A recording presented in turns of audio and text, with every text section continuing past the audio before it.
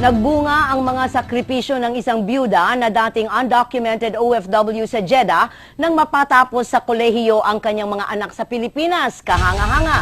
Mula Saudi Arabia, may balitang global si Francis Anthony Enrique Jr.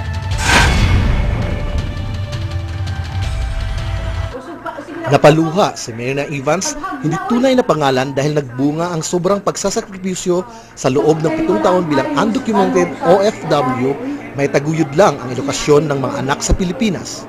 Napagtapos ni Myrna ang 2 anak sa kolehiyo at ang panganay ay nagtatrabaho na rin sa ibang bansa. Nagtrabaho siya bilang kasambahay pero tumakas dahil minamaltrato siya ng kanyang amo, kinakanaduhan sila sa loob ng bahay, 2 buwang hindi pinasahod at ginigipit sa pagkain. Dumating po ako sa Jeddah noong 2008. Isa po akong kasambahay. Sa mga wallet ay isa din ako takas. Kasi sa takot ko na ang kasama ko umalis sa bahay. Kasi yung amo namin sobrang higpit. Hindi kami pinapalabas, wala kami day off. Palipat-lipat siya ng trabaho bilang kasambahay, masiguro lang na tuloy-tuloy na nakapag-aral ang mga anak. Nakita ko ang pagsisikap niya, lahat gagawin para sa kanyang mga anak, makapagtapos lamang, samot-saring mga gawain ang kanyang pinapasok para lang kumita, maipadala lang dun sa anak, lalo't na may college na pinag-aaral.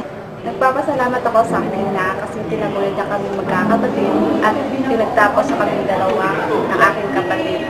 Sa hirap ng trabaho niya sa abroad at sa mga sakripisyo niya sa amin, na 7 taon na hindi kami nakita.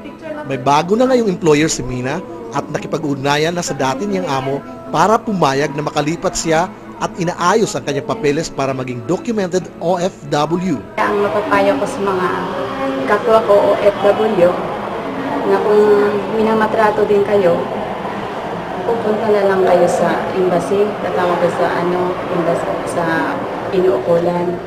Huwag na kayong tatakas kasi sa panahon ngayon ang hirap.